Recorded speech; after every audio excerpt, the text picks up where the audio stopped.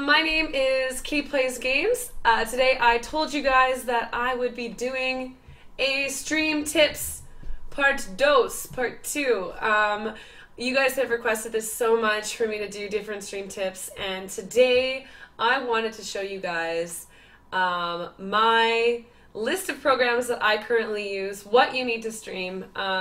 This is what I feel really limits a lot of other streamers from getting into the streaming business, because it is annoying and a lot of things to be able to learn to set up, and it's a no one has really told you every program you need in one sitting. It's all different programs that you need to learn how to use. So I'm just gonna get right into it, and let's go. The first program that I use is my broadcasting software. Some people choose to use XSplit. I've always used open broadcasting software since I've been on a PC. Let's not talk about my Mac days. Okay, if you're on a Mac, I very much recommend switching to the bootcamp side of your PC, of your Mac, and using the PC side and then running OBS, because you're still gonna run at a higher frame rate than you would if you use the current programs out there, such as Flash Media Encoder. So, programs you need for a PC. 1, OBS. In my opinion, OBS is superior. It's quite easy to learn, in my opinion, and it offers everything you need to know, and it's free. So why would you use anything else? I don't know. I think the other program, the only thing that it has greater than this is transitions between scenes, but you know, it looks the same. So yeah, I love OBS. I've been using OBS for the past 6 months. And I would recommend it to anyone that is considering to start streaming. So, OBS, that is number 1, first thing you need to download. Number 2, if you plan on using a donation button, I didn't have a donation button for the first 2 or 3 weeks of my stream. You want to make sure that you have people that are asking to donate before you're just putting that out there. Otherwise, it looks like you're streaming for the wrong reasons, and people will pick up on that. So, if you're wanting a donation program I use is Stream Tip. There's a new, what would you call it? Their next project of stream donations is Stream Tip. I know a lot of people use I'm Raising. I personally have used stream donations the whole time that I've been streaming. I like it the best for what I do. And their new Stream Tip program is 100,000 times easier to use. You're not having to code anything yourself. You're just having to enter an API key. Was like the most difficult thing you had to do. So that's very nice. I'm going to run through how to use both programs. Also, another program I use, I'm going to show you how I use MooBot for my sub sounds, how I use Nightbot for my sound requests. What else do I use? Oh, and SubAlert is another one. So we've got OBS, Stream Tip Alerter is the new one. Twitch Alerts, or SubAlert as it's known as, MooBot, and Nightbot. Okay, we're going to run through all of them. I'm going to show you guys my settings for each and every one of them. Let's get started, shall we?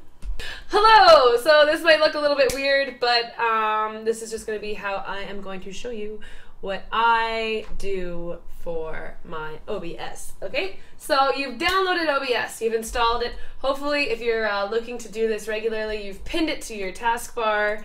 Great, we're gonna start it up. And basic run through.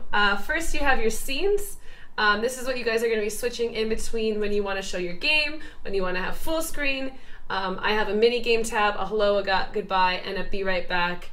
And then whatever else you guys want to have. Some people do different ones where they have one where they rotate through games and they have each of their UI set up. So it accommodates that. I personally just have it as my desktop, and then I just switch games. Most of my games use the same configuration of webcam, etc. So it just works easiest for me just to game capture from that.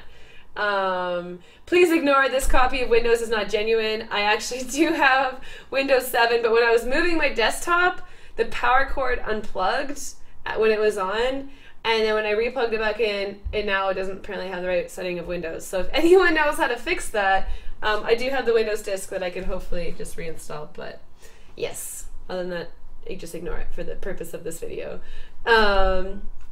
Okay, so you're gonna get into your OBS. You're gonna open it I'm not going to open up a new OBS. I'm just going to run through what settings I have. There's some very, very basic tutorials on how to start things up. But, okay, so you're going to click the settings button, and you're going to have pretty much identical to what I use now. I obviously am using an English version of this because I'm English. Okay, for encoding, the nice thing about OBS, which they have started now, is once you pick that you're under, oh, I have it set to, okay, I think I can do this. Yeah, okay. When you pick that you're using Twitch TV, I stream under the San Francisco server. Usually I switch around depending what seems to have higher traffic that day, just so I can have a better stream quality. They actually give you some parameters, so if you change anything, it'll say in red right here what you should alter about your settings to make it compatible with Twitch. So you start with encoding. I encode under X264. I think that's what's required under Twitch. You're going to use CBR, and I use CBR padding. My bitrate, I can get up to 5,000 bitrate, but a lot of my viewers have issue with that. A lot of people can't run it on source that way, and then I find that they're having to watch it on low. For the games that I stream, maybe a little bit of Counter-Strike, I'll get some Cambler, but 3,000 bitrate has been working for me. I've got my codec set on AAC, bitrate 128, formatting 44.1 kilohertz, and I use stereo, not mono, for audio encoding. So I'm going to leave it on the screen really quick. If any of you guys are setting it up, you can obviously pause throughout the video to match your settings to mine. Okay, broadcast settings. Now we'll get into this is what you want to set up first. This is what I set up first, just so you can get the parameters of Twitch. Obviously, it would be set to live stream. I'm actually encoding this through OBS, which is another perk of using OBS. You're going to pick your streaming service. I use Twitch TV, San Francisco. You're going to enter your stream key. Now I'm going to have to remember that I'm going to have to enter that later. You can find your stream key on your Twitch dashboard. It's on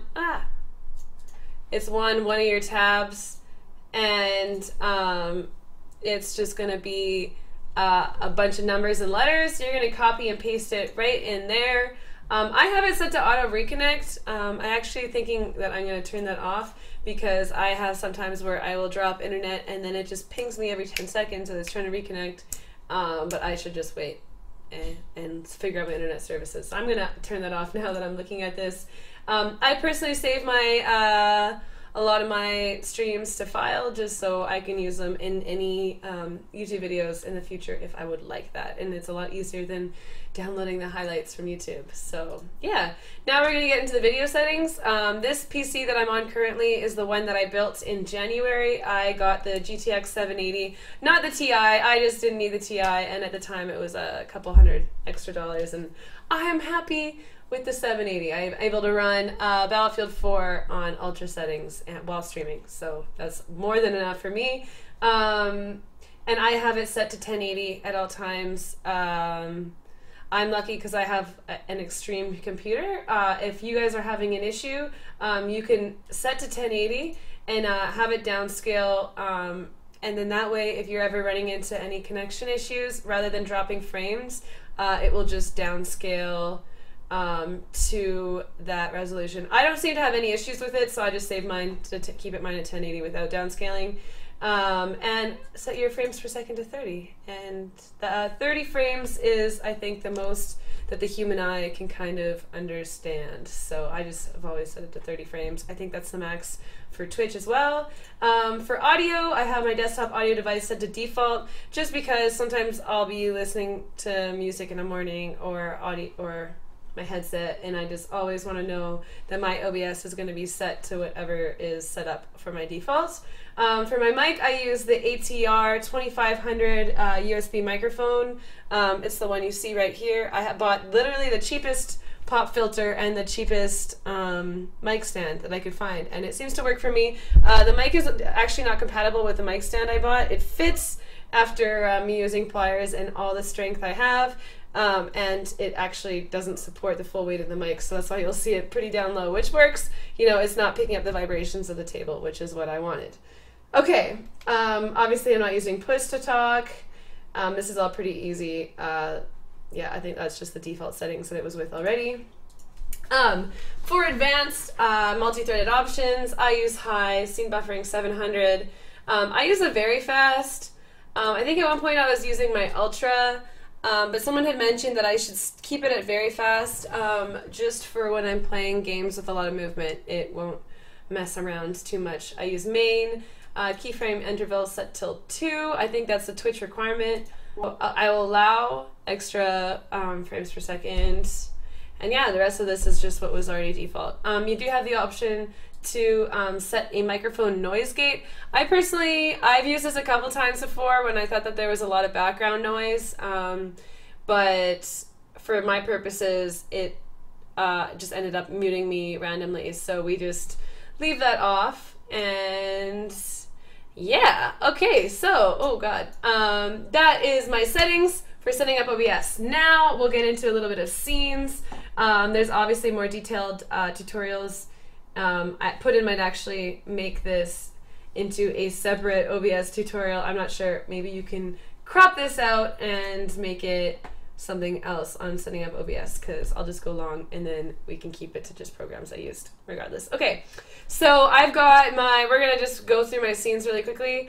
I've got my me scene, hello. Normally if I had my dashboard chat pop out open, I have it cropped so it would just immediately crop it and put it in there. My flag from my top donator, my most recent sub, yay Scrat, you get to be in this video.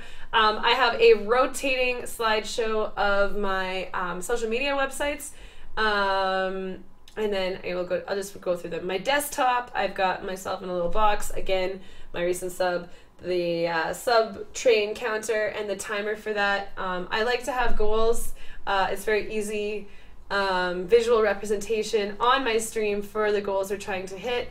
That way, you know, everyone, they want to work towards something. You don't want to be subscribing or donating, and you know, it is nice just to make the person happy, but I think people also appreciate you know, when it's going towards something and you're doing something more with it. So yeah, we got a lot of goals usually going on my website.